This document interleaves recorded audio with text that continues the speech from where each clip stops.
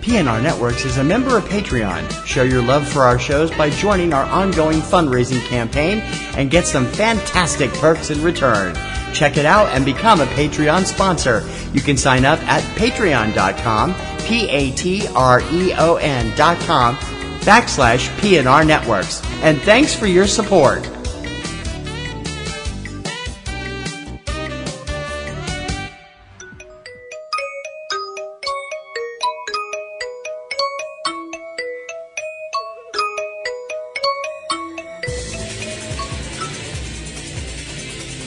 She just goes a little mad sometimes.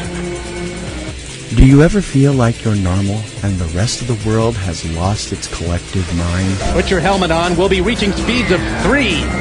Do you find people saying this to you a lot? Are you totally deranged? Are you looking for a looking glass to pass through? I find your lack of faith disturbing. Or looking for a rabbit hole to fall down? Who could think of a better punishment, really? Everything's the same here, it's just a little worse. Guess what? Life's a bitch. Now so am I. You found it. Welcome to Platinum Rose's Garden.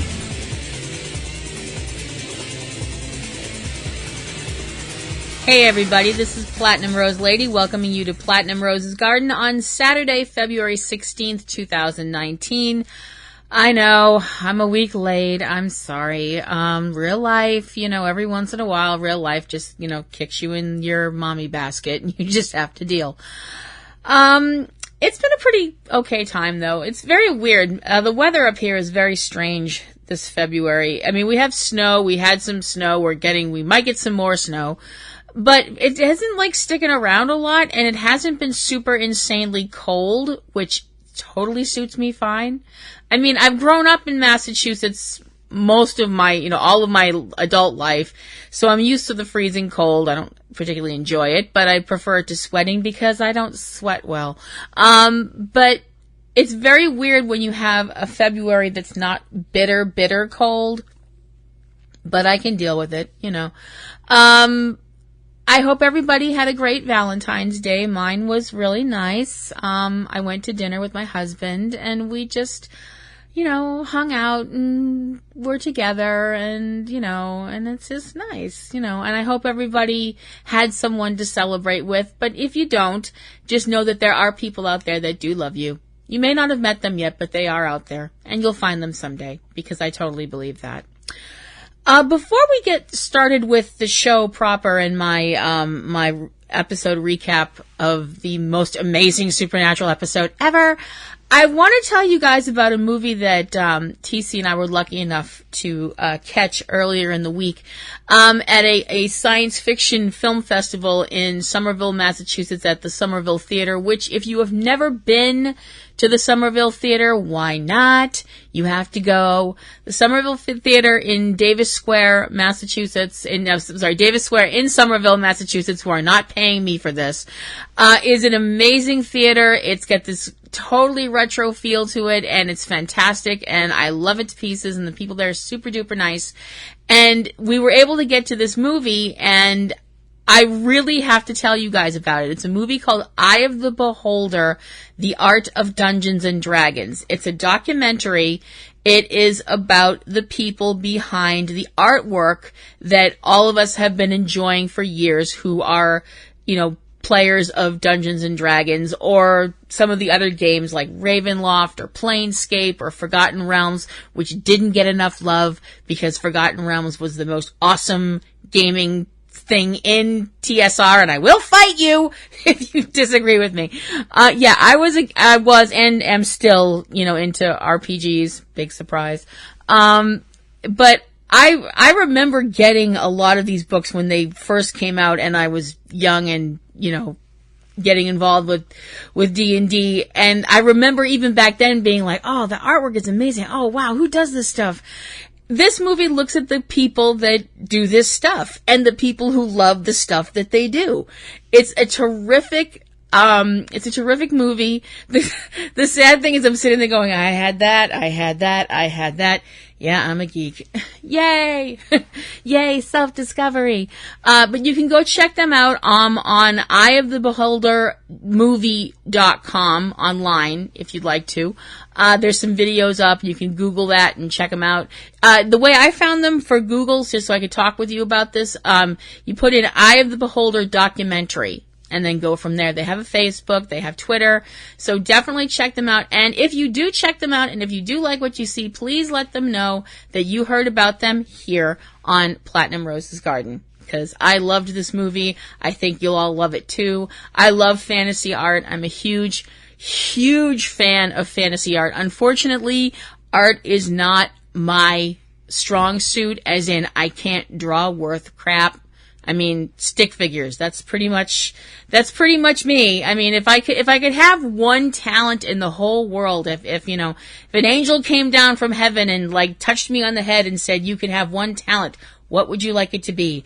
I would say I would like to be able to draw the art that I see in my head and have it come out as amazing as I see it in my head. That would be what I would ask for. And speaking of asking for things and sometimes not having it turn out the way you like, let's get to this week's Supernatural episode recap.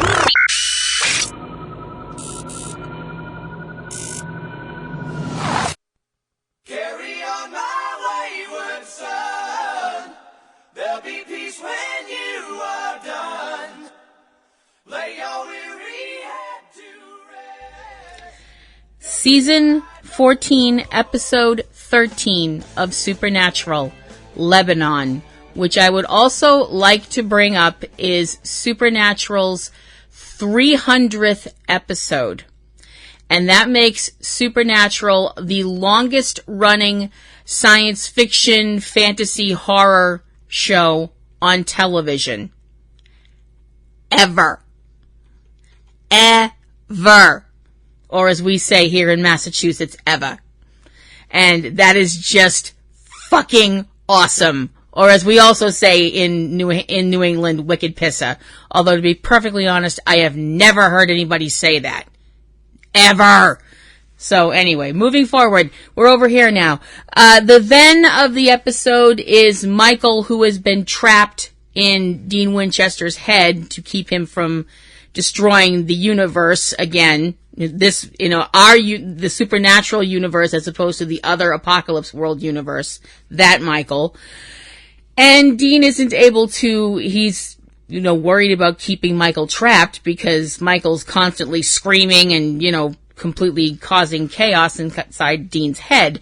We get a little bit about ghosts and what ties them here. And we also get a retread of Dean's plan. Dean's plan is to put together this magical box, a Malak box, I believe is how it's pronounced. And this box is supposed to be able to contain anything up to and including an archangel. Dean's plan is that he's going to put this box together, and if he can't keep Michael contained, he is going to put himself and Michael in this box and have said box dropped into the Pacific Ocean. Anybody else out there who thinks that's a terrible idea, raise your hands. You totally can't see it, but both my hands are up. We also get Sam punching Dean and then hugging him because brothers, and also because men, we love them, but they do drive us crazy, don't they, girls? And Dean saying, let's go home. And then we get to now. And now is Sam and Dean going into a store, and the guy behind the counter is, being kind of friendly with them and asking them what they're looking for and stuff like that. And Dean pulls out a huge wad of cash. And we won't question where that came from. And so the person that they're talking to is like, okay, so I know what you really want. The person who, according to the Supernatural Wiki on this, thank you for all your information, you guys are great. The person that they're talking to, the store owner's name is Terry. And Terry takes them into the back of the store where all of the special stuff is. It's not that kind of special stuff. Calm down. No, this is like magical stuff. You know, all kinds of magical objects and items, including a teddy bear that Sam almost pulls the string on. Terry, who's not even looking at him, mentions, "Don't touch that." And Sam puts it back. I'm like, what happens when you pull the string? He tries to get them interested in buying some dragon spit or something. I forget what it was now. But that, you know, it shoots fire. Dragon's Breath, I'm sorry. I'm sorry. Dragon's Breath by Calvin Klein. I'd wear it. I'd totally wear a perfume called Dragon's Breath. But they say that they are there for the skull of Sarah Good. And Sarah Good was one of the women who was hanged in Salem for, she was hanged because she was accused of being a witch.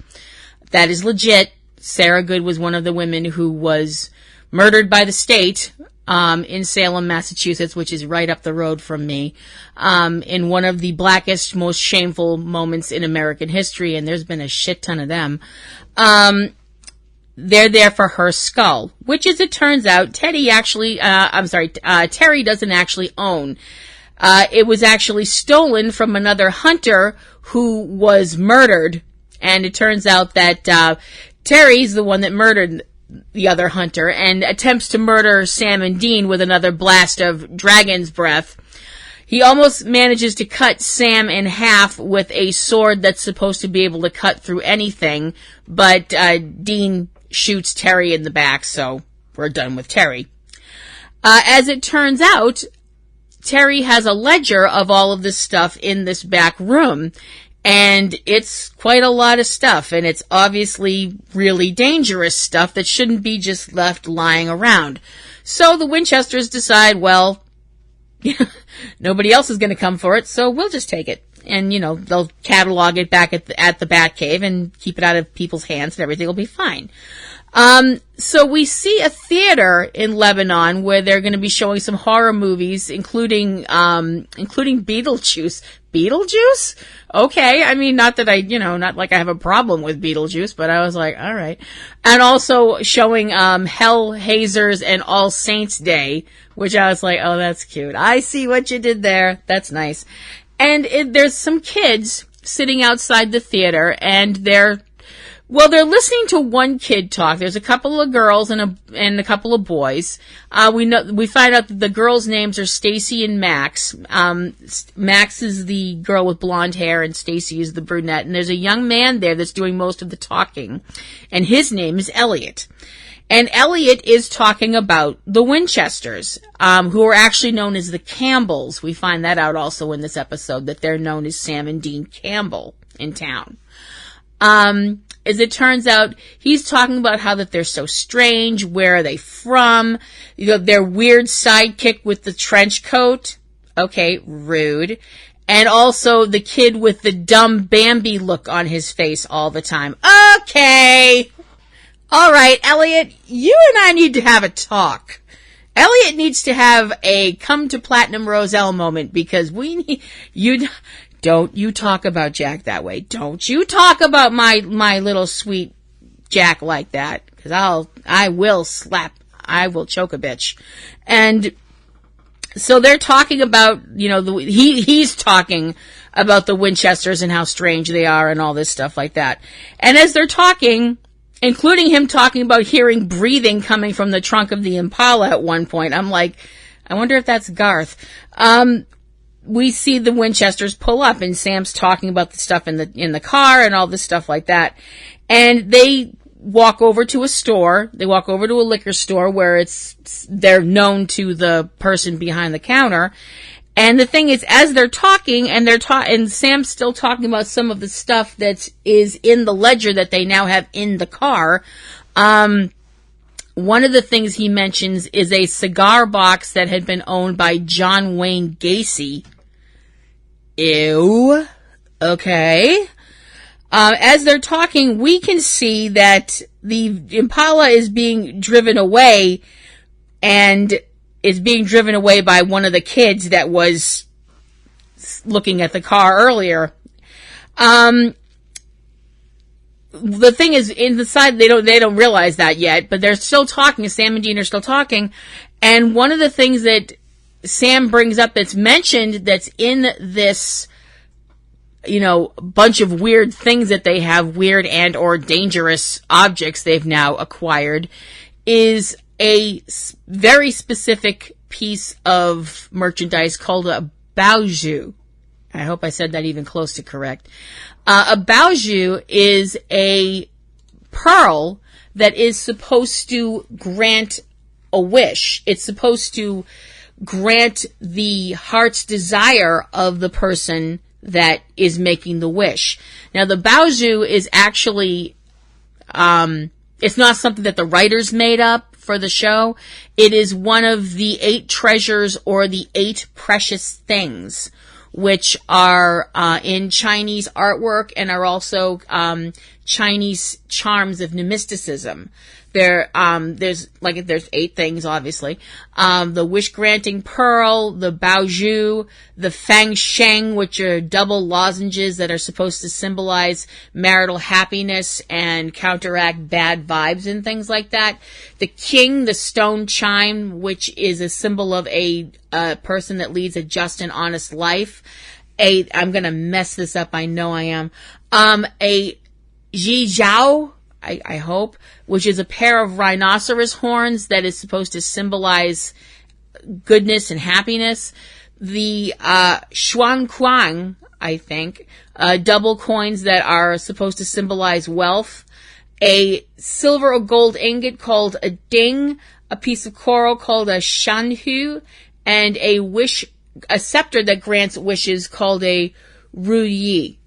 And to anybody who speaks Chinese, I am really, really sorry, because I probably just mangled all of those words, and I didn't mean to. I did the best I could. I'm sorry. If you see a lot of, if you look at a lot of Chinese art, a lot of pictures of Chinese dragons, they have a baozu with them. Usually, sometimes it shows them holding the baoju in their claws. It's usually like a pearl that has flames around it. If you've seen that artwork, that's what it is. So, as they're talking about this, as I mentioned, it turns out that one of these girls, Max, who's a new girl in town and wants to fit in, she decides she's going to boost the Impala, and needless to say, I think Sam's more worried about all the dangerous artifacts in the back. All Dean knows is baby's gone and somebody needs to die. They go to the local post office to try and find out. They find out from first off, they manage to track down Elliot right away, and Dean almost breaks him in half right there. They find out the girl's name is Max, and the thing is, she's new in town. Elliot doesn't even know where she lives. So they wind up going to a local post office, where first Sam tries to talk the post office lady into finding out where this girl lives. He makes up a story about how he wanted to give her some money because she watched the car and he didn't tip her. And the ladies are right, umbrage to Sam. For those of you who don't know me, and if you'd like to use this in your own lives, be my guest. My husband and I have decided, between the two of us, that because the word that is the abbreviation from calling somebody a see you next Tuesday, that's really rude, and you really shouldn't say that. You can't really say it in the middle of, polite company. So if you ever want to call somebody a see you next Tuesday, refer to them as an umbrage. It gets you out of a lot of sticky situations. You're welcome. So this lady is a total umbrage to Sam, but Dean comes in and turns on the charm, and she completely melts. I'm like, okay, well, all right. So you think Dean is hot? You have absolutely no fucking chance with him, you old bat. But, okay, whatever. But you were mean to Sam, so you're a fucking bitch, and I hate you. Hashtag loyal Sam is on. Hashtag also slightly insane. Hashtag deal.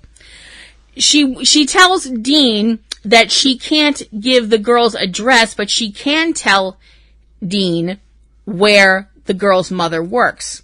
As it turns out, the girl's mother works as a waitress at a local cafe, and they find out from the cook there that all of the kids in town are going to most of the kids in town are going to a party it's Skip Day. Now, Skip Day is something that I didn't even know kids did anymore, be perfectly honest. I remember when I went to school way back in the, Mesozoic era, shut up. It was, we had senior Skip Day. I remember that. That was the day that all the seniors ditched school. Cause you're a senior. You don't give a shit. You're graduating anyway. You're getting out of this dump. Fuck them. But so that's where all the kids are. And they're all supposed to be partying at this house. And it turns out that they are all at this house. They're, you hear a bunch of kids playing music in an old house. And they have taken the objects out of the Impala and they've brought them in the house with them. This one girl is playing with a teddy bear and they're just looking through things. And this is the first time I get a good look. And I'm not sure if it's the same teddy bear that Sam was holding. But I'm like, why is the teddy bear's mouth sewn up? And why doesn't the teddy bear have eyes? And then, I'm like thinking to myself, and I said, self, there are some questions that should not be asked. And there are some questions that sure as fucking shit shouldn't be answered. So, fuck that noise. So, as they're having this party, Elliot comes running in and let them know, the jig is up, that the Winchesters know who has their car. And the girls are a little dismissive of him. And the thing is, we see a young man go into the bathroom, and as he's in the bathroom, he exhales and his breath comes out as smoke. Now, the reason is, mist. The reason that this is happening is because earlier on, the kids had left the room, and the cigar box opened up and there was smoke spilling out of it and a hand started to solidify and come out, and I'm like, oh no, not this John Wayne Gacy, please, not this John. And we get to the bathroom scene where this young man is in the bathroom. Like I said, his breath fogs up and the mirror fogs over, and he wipes at the mirror with a towel, and he all of a sudden sees a figure of a clown. And I'm like, I almost fucking wet my pants. I'm like, no, not that John Wayne Gacy. We're actually gonna do that. Holy fucking shit. What I mean by that is John Wayne Gacy, for those of you who are too young to remember, was a man that was thought to be a pillar of the community where he lived. He was also a very prolific serial killer. And he was also a man that dressed as a clown for children's parties. He called himself Pogo the Clown. When he was in jail, when he was in prison, he also painted pictures, and some of the pictures were of him in his clown outfit. And like anybody needed more reason to hate clowns. I actually like to bring up, I don't hate clowns. I don't actually hate clowns. I think clowns are funny. But I was like, oh fuck, not this. No. I'm like, all I'm thinking is Sam. Oh fuck. So we see Sam and Dean show up, and of course Dean instantly makes a beeline for Baby to make sure she's all right. And Sam's just kind of like, ugh. But Sam's more like, it goes from to oh crap when he realizes everything's gone from the car. And as this is happening, the young man that we saw runs out of the house as a girl tries to get him to come back. She says to the Winchesters that the kid that ran away said that he was attacked by a clown and almost killed. Sam and Dean rush inside, flash their badges and the FBI badges, and tell everybody to book. And of course, you're a bunch of dumb teenagers and you see two grown men with, FBI badges, and Dean's using the Batman voice to tell him to get out. And it's like, yeah, they all are gone like Donkey Kong gone. So they have to, they figure they have to gather up all this stuff, but they know that what they're dealing with right now is the ghost of John Wayne Gacy because the cigar box is open. And, and of course they have to bring up the Dean has to bring up the whole clown thing, and Sam's trying to hold it together. You can see Sam is trying really fucking hard to hold it together. He's not holding it together. And they're trying to burn the cigar box as the lights flicker and all this stuff like that. And all of a sudden, Gacy Pogo is in the room and he attacks Dean. The two girls and Elliot come back in. Max, Stacy, and Elliot come back in just as Sam manages to get his lighter going. The box goes up in flames, and so does Mr. Gacy's spirit. And the three kids are standing there with their mouths somewhere down about their ankles. They're all like, what? And so Sam and Dean have to explain to them the truth. That there are things out there, bad things. And they're the people that keep the bad things from hurting normal people like Max and Stacy and Elliot. And they tell them that they need to keep quiet about what they've seen. And amazingly, you actually have three teenagers that actually have a brain, between the three of them, where they're not completely like, oh, this has to go on Snapchat, Insta, Facebook, whatever. Oh, you kids and your technology. Oh, fuck, did I really just fucking say that? Motherfucker. No, I'm teasing. I have the heart of a 21-year-old. I left it around here somewhere. I don't know where it is. No, I'm just joking. That's a joke.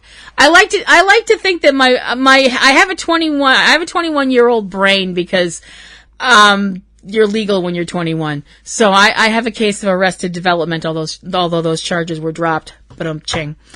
So the kids do agree to keep quiet about what they've seen, and the Winchesters drive back to the Batcave. The end? No, that's not the end of the episode, obviously.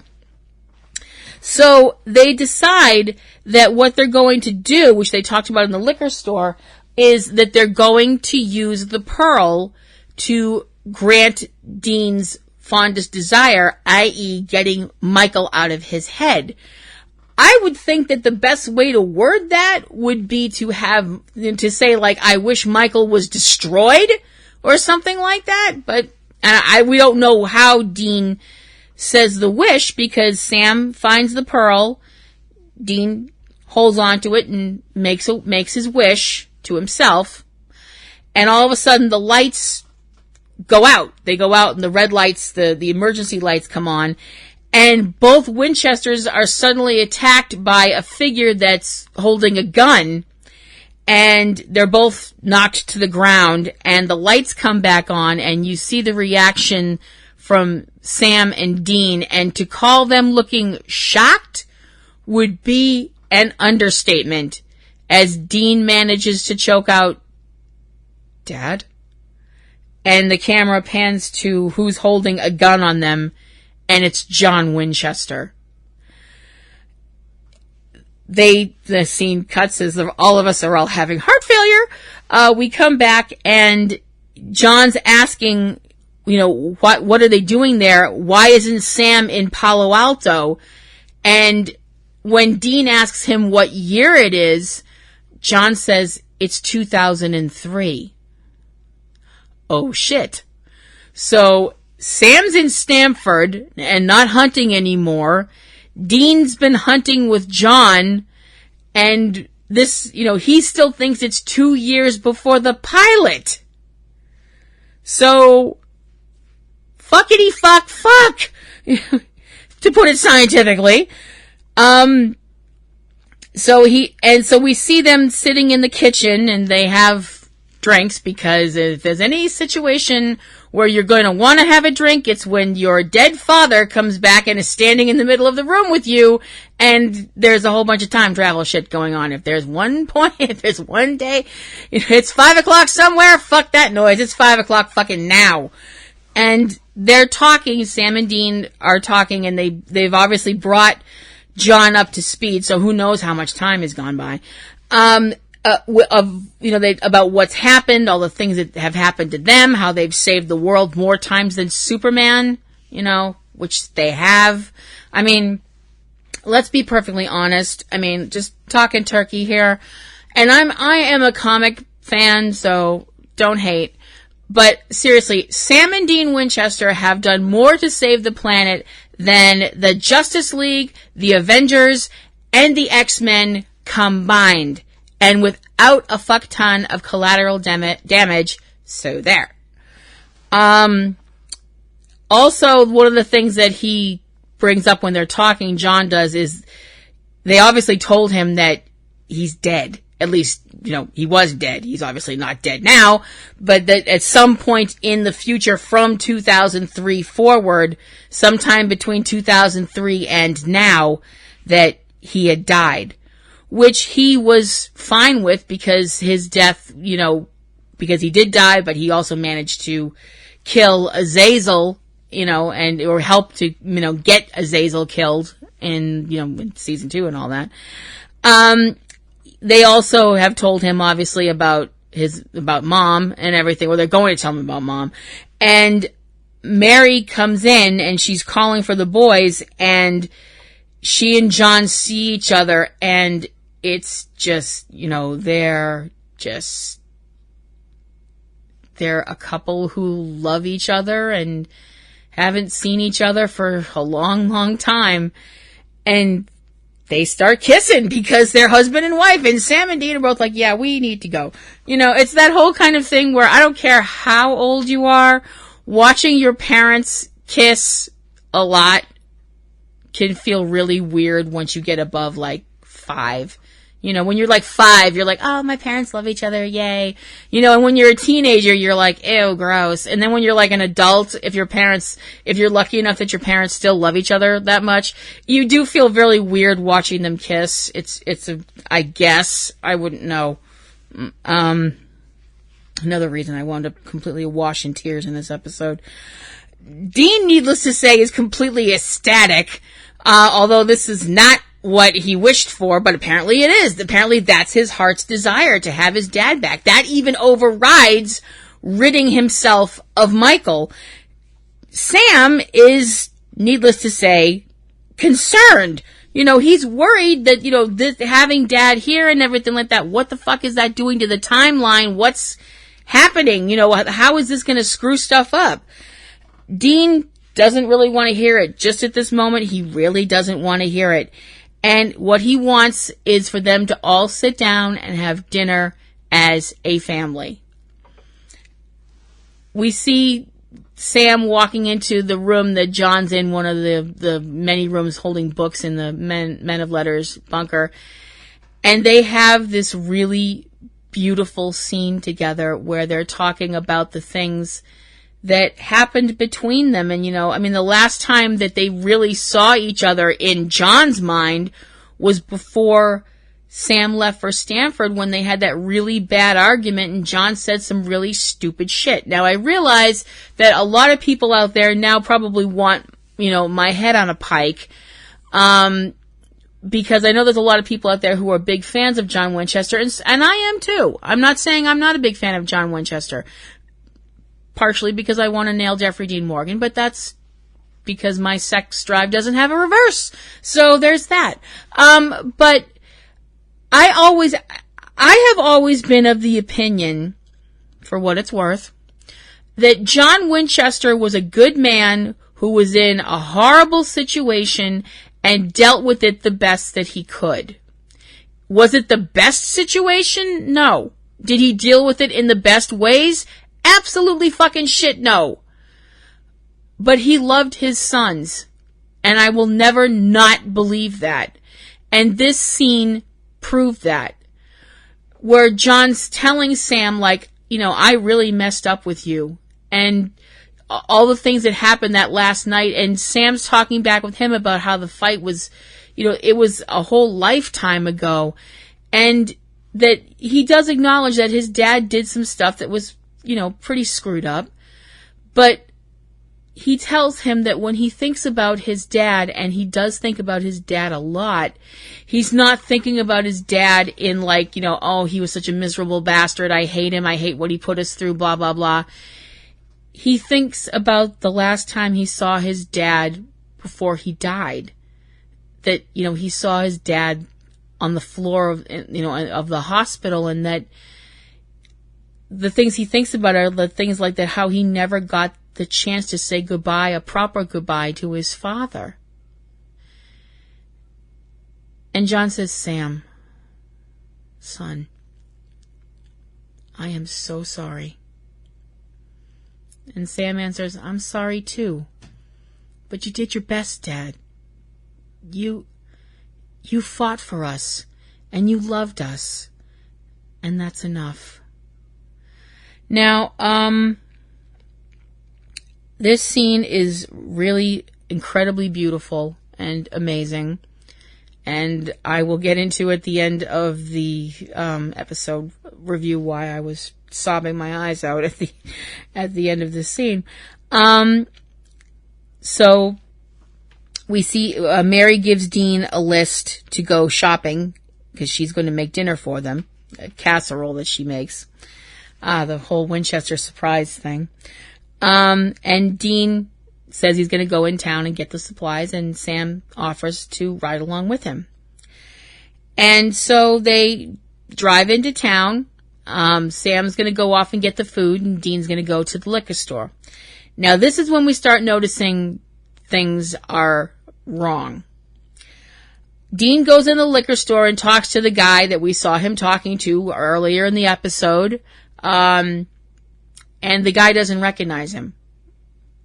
And Dean's like, I'm Dean Campbell. I'm in here all the time, blah, blah, blah. And the guy's just kind of like, oh, okay.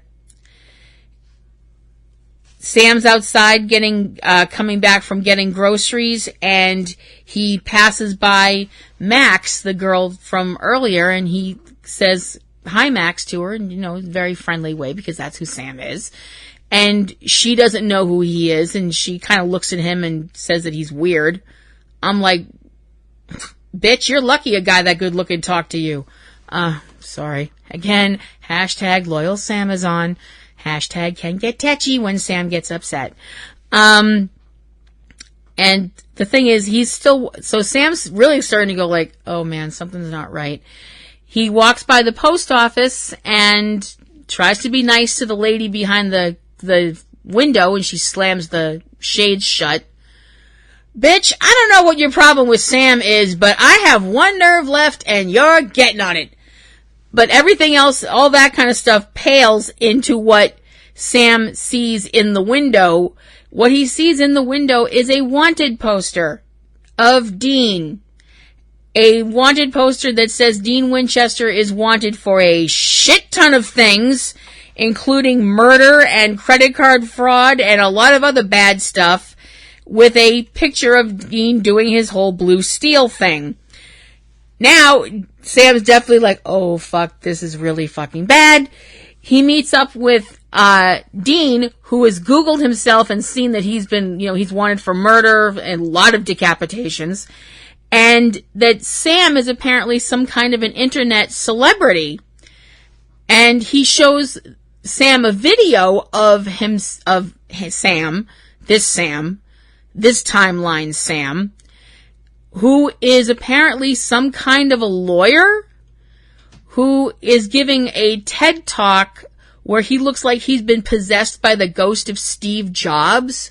I mean, the black turtleneck and the glasses, and it's not our Sam. It's terrifying how much this is not our Sam. That he's talking about, that you need to, you have to be, if you want to be successful in business and perform at the best you can, you need to like not have hobbies or have a family or anything like that. And it's like, what the I mean, I love Sam. You all know that I love Sam. I I would kill, I wouldn't kill, well, I would kill a monster for Sam. I would definitely do that. But I'm like, this version of Sam is horrifying. I thought the Lucifer version of Sam was scary. I thought soulless Sam was scary. Now I am officially fucking terrified of Sam Winchester, and just saying that makes me feel dirty. And not dirty in the good way of feeling dirty. You all know what I mean. You all know what that feeling is. Sam figures out that the timeline, because Dad, because they pulled John out of 2003, that, he's alive in 2019, that all of, it's, the timeline's been all fucked up. It's the whole butterfly effect, the whole idea that a butterfly flapping its wings on one side of the world causes a monsoon on the other side of the world, the breeze and all that stuff like that. This is why I hate time travel shit, because it hurts my brain. But the basic thing is that because time has been fucked with, time is correcting itself, and Dean kind of speculates, are there two of them running around? And Sam's like, no, but they need to fix the timeline, or these other versions of them, this cold douchebag Sam, and this apparently murderous, and completely gone off the deep end version of Dean will be the real Sam and Dean. And Sam says, if all of this is different, then what else changed? And unfortunately, we find out what else changed when we see two figures appear somewhere else in town. One of them is Zachariah, and not the Zachariah from the Apocalypse world. The other Zachariah. You remember, the one that Dean killed back in the episode Point of No Return? And next to him is Castiel. But it's not our Castiel. It's not Sam and Dean's Cass. It's not even the Cass that we first saw in the episode where Castiel was introduced. You can instantly tell this Castiel is scary. I mean, really scary. And so we see we see Sam and Dean still talking, trying to figure out what they need to do, and, what because they know that they're gonna have to send their dad back, and how they're gonna tell their dad this, how they're gonna tell their mom this, that they've just found each other again over the span of space and time and death and everything like that. And now they're gonna have to be separated again? Obviously not cool. Zachariah and Castiel go into a small diner, which we've seen earlier. It's the cafe where Max's mom works, and Max is there along with her friends. Zachariah announces that he wants to know who's been messing with the timeline, and if he doesn't get an answer, Castiel is going to kill everyone in the place. Well, so apparently Zachariah is still the same dickbag that he was before. Hi, Mr. Fuller. Nice to have you back. But hearing Castiel do that whole, my name is Castiel, I'm an angel of the Lord, and then be absolutely terrifying with it, for so long, I mean, we've seen many iterations of Castiel, and I adore Castiel, and I adore Misha Collins, but you do tend to forget that most of the time, because Castiel is just, cuddly puppy that he is, Castiel could also be an incredibly frightening character. And that, when you think of an angel of the Lord, you don't usually think of someone being frightening. At least most humans don't. You usually think of, pictures that you've seen in art, or like Roma Downey Jr. being all like, oh, I'm an angel and I'm here to help you. That kind of thing. You never think about the fact that an angel could really do some damage if they wanted to. That's the building that they're in is close enough that Sam and Dean see the lights, and they're like, oh man. So they go running over to the building, and they go inside, and Zachariah, instantly knows who they are, and, the whole thing about, that there's, these big plans for them, and that their dad had disappeared from the timeline that he was in. It's also interesting because Zachariah brings up that they've never been able to get a good read on Lebanon, that it's always been muddled. I think that's probably because of all of the stuff in the Men of Letters, bunker. He orders Castiel to kill Sam and Dean, and Castiel goes to do it. Zachariah winds up attacking Sam, and he's using his powers to choke Sam, possibly, or crushing his chest or something like that, while Castiel completely beats the crap out of Dean. Now, by now, everybody else has run out. Zachariah is asking Sam, what did you do? And Sam keeps trying to answer, but he's choking, and I'm like, hey, fuckwad, if you stop choking him, maybe he'll answer. And Zachariah bends down closer, and he's being very patronizing to Sam, which is what Sam counted on, because Sam grabs his angel blade from behind his back and stabs Zachariah. And Zachariah is dead. Again. Is it really wrong that actually really made me happy? Is that wrong? That's probably wrong, isn't it? Well, if that's wrong, then I don't want to be right. So that means both Sam and Dean have both stabbed Zachariah, this version of Zachariah, to death. That's hilarious. Oh gosh, I need more help than medical science can provide. The problem is now Sam turns his attention to try and help Dean, who is in the process of being beaten to death by someone that was his best friend in another timeline. Castiel manages to kick the living shit out of both the Winchesters. I mean, beats Sam bloody, and plot point. And he has Dean up against the wall, and Dean's pleading with him, like, you know me, we're friends, and all this stuff like that, as Castiel is slowly killing him, and all of a sudden there's this bright light, and all of a sudden Castiel's gone. There's like a cry, and he's gone, because Sam has drawn an angel banishing sigil on the floor of the diner in his own blood. And that, my friends, is why you do not fuck with Sam Winchester, because Sam Winchester is a certified gold-plated BAMF. And for those of you who don't know what that means, BAMF stands for badass motherfucker. We cut back to the Batcave, and Dean has to tell his dad, in what had to be one of the hardest things he's ever had to do, he has to tell his dad that he has to go back to where, he has to go back to 2003, and why he has to go back.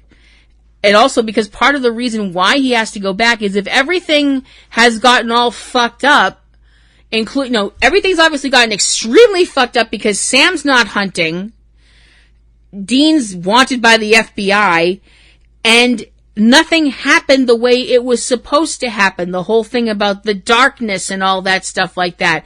That obviously hasn't happened. So if that hasn't happened and the darkness hasn't been freed and Amara and God patched things up and Amara brought Mary back as a way of saying thank you to Dean, if all that stuff didn't happen, that means Mary's gonna go away too. And John's definitely like, that's not going to happen. He wants Mary to, if it's between him and Mary, he's always going to choose Mary.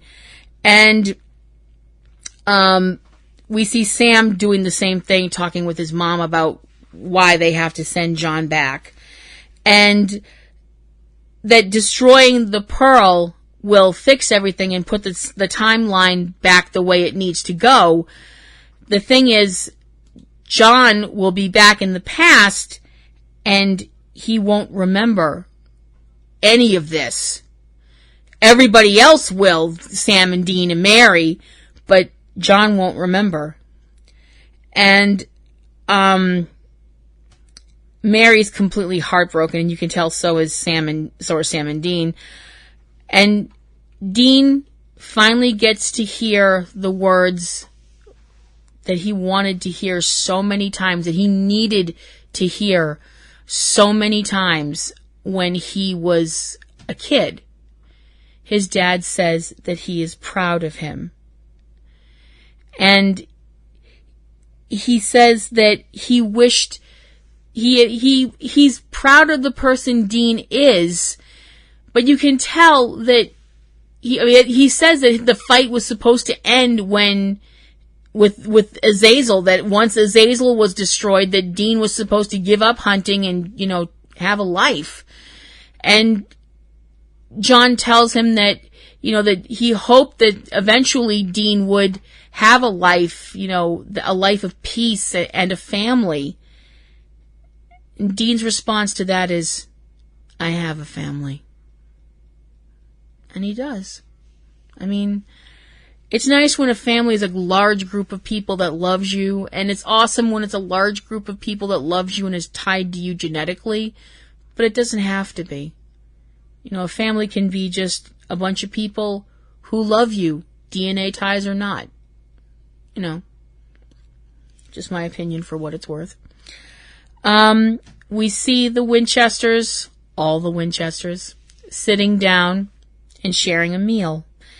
And, the table's set really nicely, and it's very somber, though. I mean, it's very sad. I mean, nobody's kind of looking at each other. Everybody's really being quiet.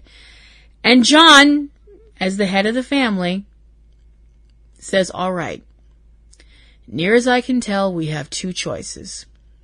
All right. We can think about what's coming, or we can be grateful for this time that we have together. Now me, I choose to be grateful.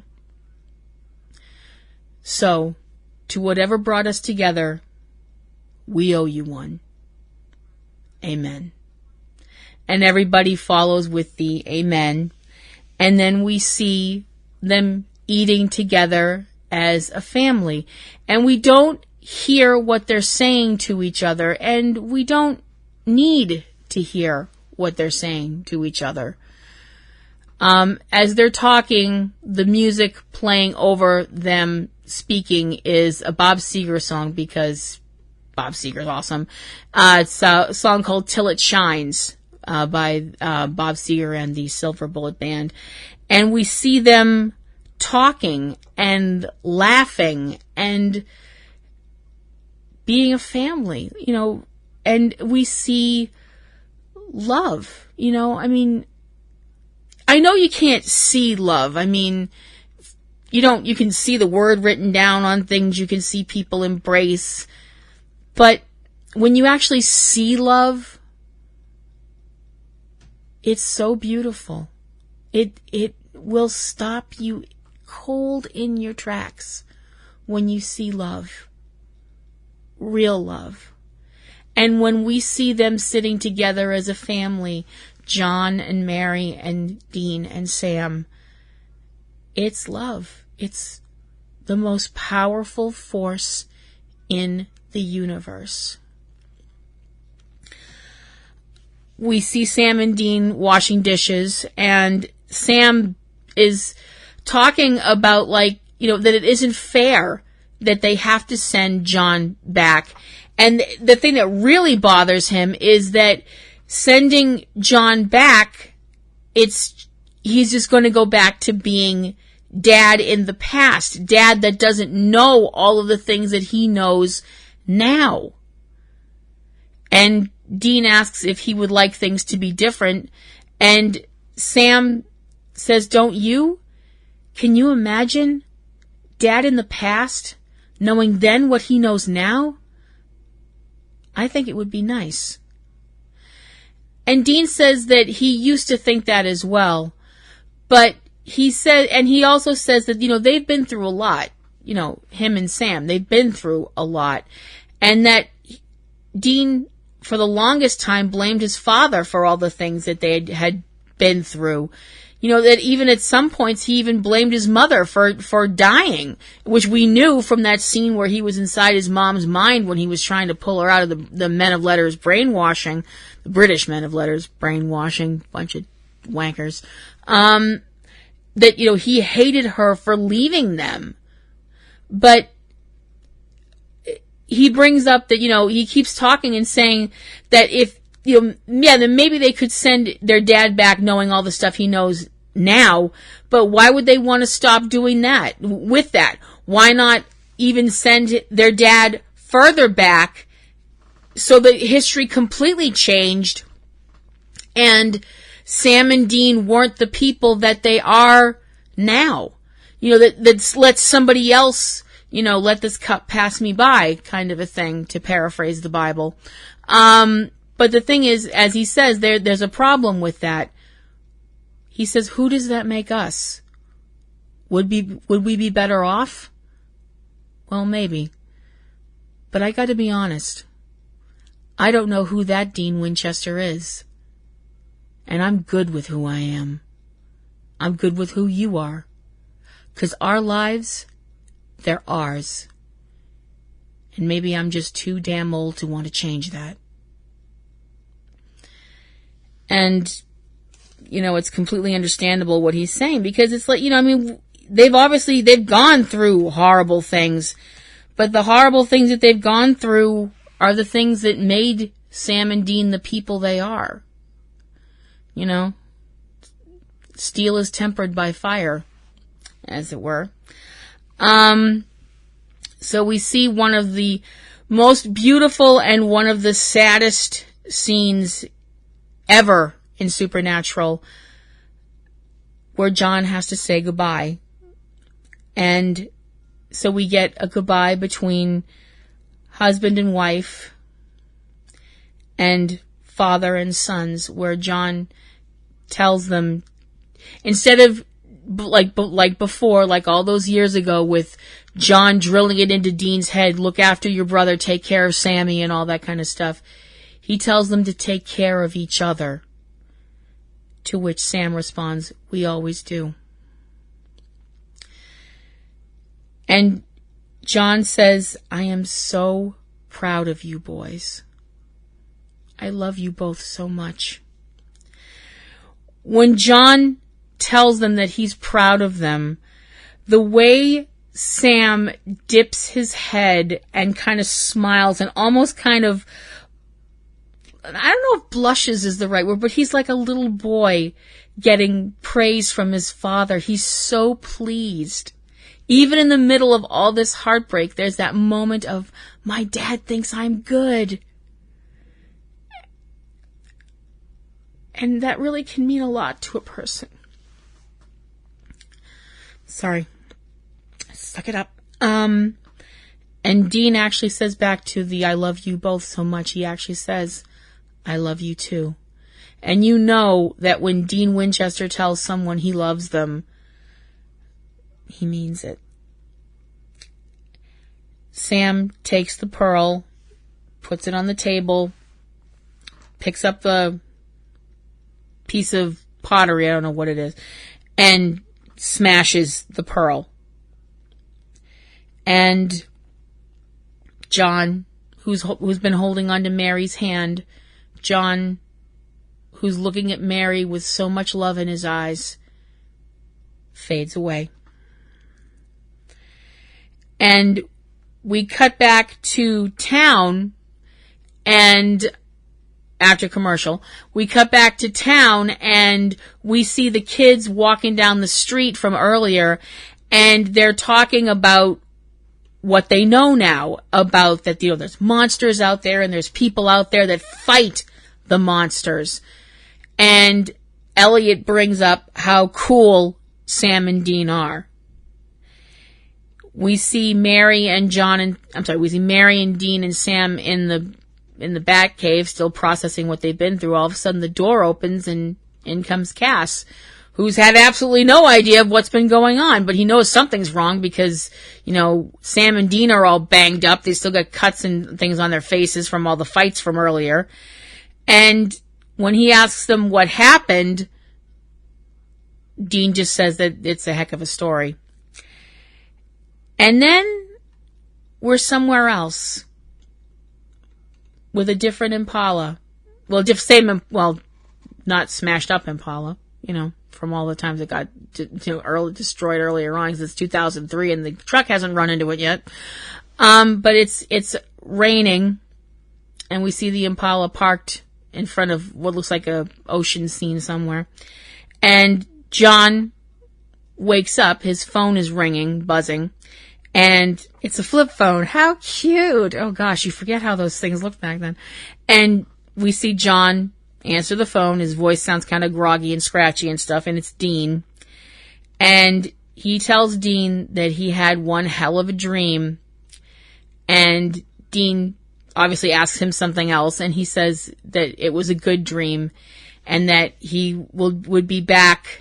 He was on his way, and that he would see Dean soon. And the episode ends.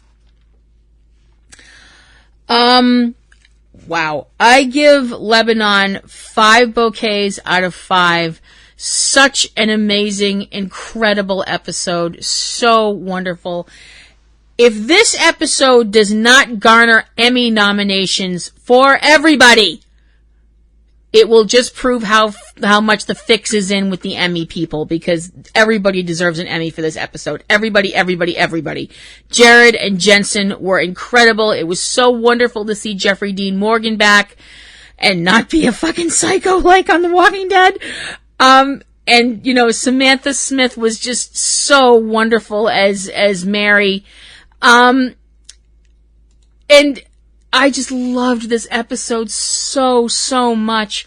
I also have to bring it up. I have to bring it back for Misha Collins, whose Castiel for most of the episode was so damn terrifying. And then you get to the end where it's R. Castiel.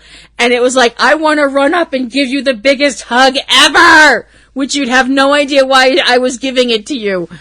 And Kurt Fuller, it was awesome to see Kurt Fuller again as Zachariah, and it was just as awesome to see your character die again. Oh gosh, I really do need help. Sorry. You know,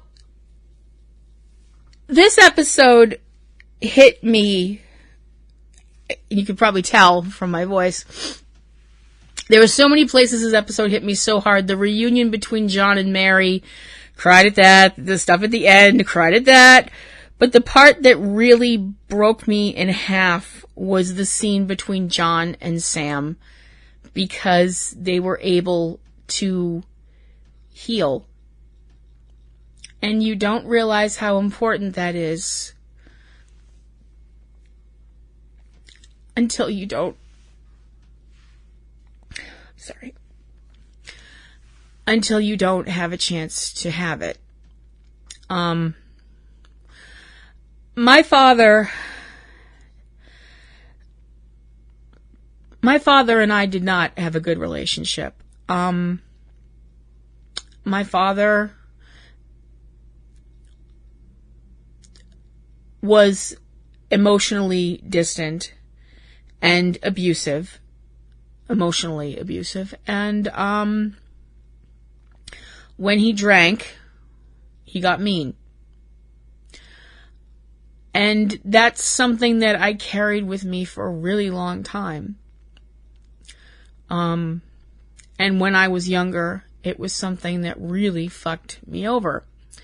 Because you have this thing in your head where you're like, if I did better at school, Dad wouldn't drink. If I was thinner, Dad wouldn't drink. If I was blah, blah, blah, blah, blah, blah, blah, blah, blah, Dad wouldn't drink. If I wasn't such a disappointment, Dad wouldn't drink.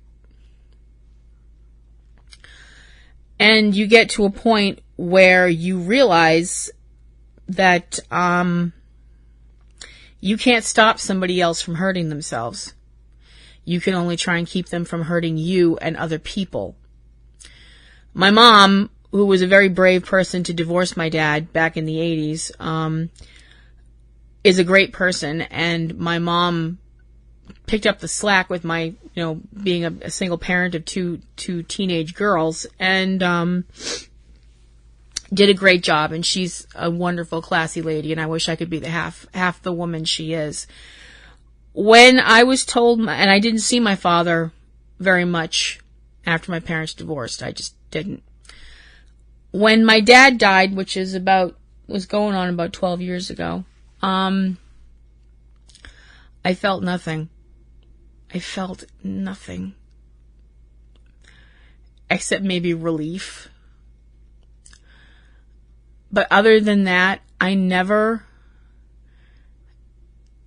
shed a single tear for my father, ever. And watching this episode, I shed tears for Sam and John that I never shed for him. And it made me so happy to see someone that I care about, a character that I care about like Sam, get what they needed to heal. And in the hands of a lesser actor that would have come off very maudlin, very Lifetime movie, very special episode, blah, blah, whatever. Not in Jared's hands. He was amazing in this episode. And so was Jeffrey Dean, obviously. Because as a father, John realized, I fucked up. I fucked up with my kids, and I'm going to say I'm sorry. Because I'm sorry are, I think, two of the hardest words in any language, whatever language you speak, however you say I'm sorry. I think those are two very hard words for people to say, because I'm sorry is another way to say I was wrong. And nobody likes to admit that they're wrong. Even when you know you're wrong, you don't want to admit you're wrong. I guess what I'm trying to say with all this rambling bullshit, which I know you probably all don't care about in the least, is if you're a parent, love your kids. Please. Treat them like people. Don't treat them like objects. Don't treat them like an extension of you. Treat them like people and be good to them. And kids can be anybody from, 8 months to 80 years. If your parents are still out there and you have a good relationship with them, hold on to that. Hold on really hard.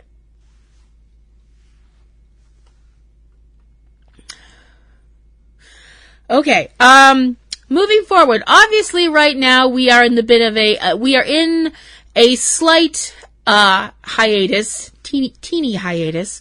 But of course, any time away from our boys is tough. Supernatural is on hiatus, as I said, and we'll be back on March 7th. And we also know that there's going to be some other episodes leading up to the season finale, which is on April 25th. So mark your calendars now for the rest of the year. Supernatural has a shortened season, but we don't care as long as we get our guys. March 7th, Supernatural will be back with the episode Ouroboros. I hope I said that even close to correctly. We know Jack is back in the episode. We know Rowena is back in the episode. So two of my favorite characters are back. Yay! But we also know that things don't look like there's sunshine and roses, at least from the coming attraction we got at the end of the episode. So hold on to your socks, folks, and let's see what comes next, because I'm sure it's going to be fantastic.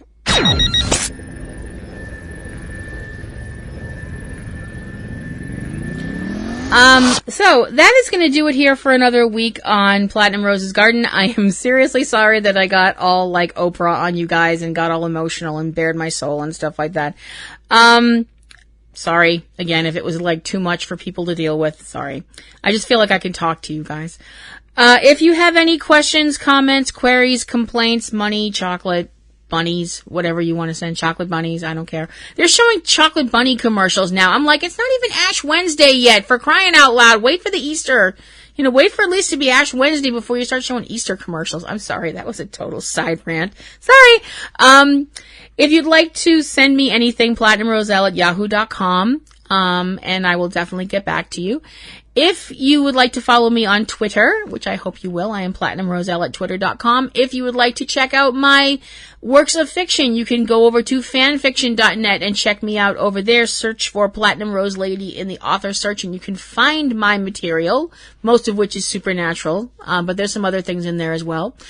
And there are all of the other things that are available out there that are part of our little island of misfit toys. I hope you will like, share, and subscribe to everything, including Subject Cinema, which is our movie podcast that TC and I do, have been doing for more than 10 years. Oh my gosh.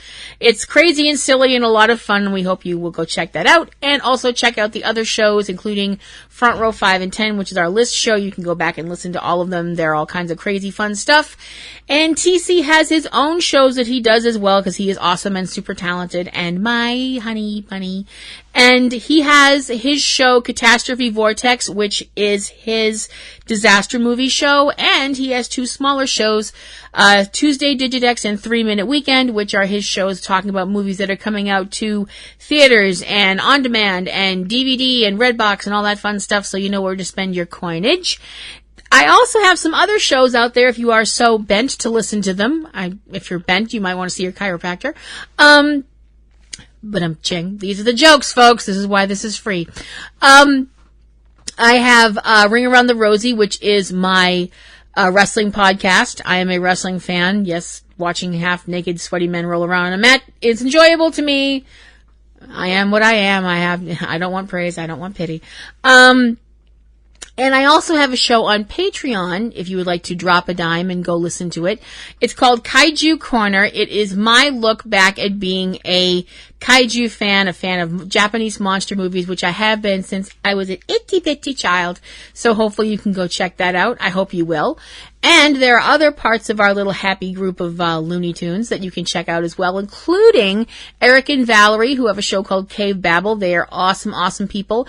And we have Aunt B's Nerd Grotto over on the YouTubes with our friend Anthony Lamberti, who does a great show. He's really fun.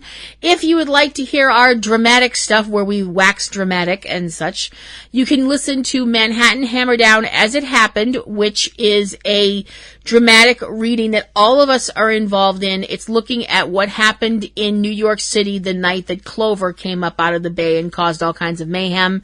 So it's a Cloverfield, I guess you'd call it kind of a Cloverfield fanfic kind of thing. I guess you could do that.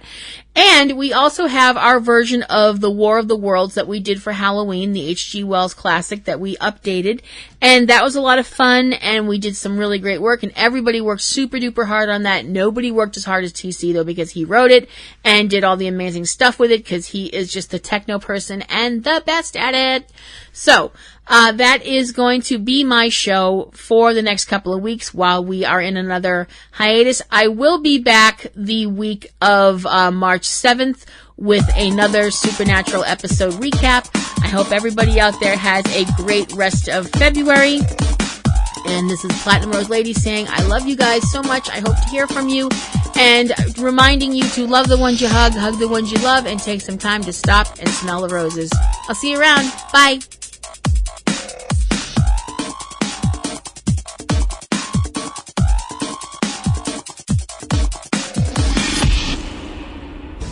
Podcasting's choice.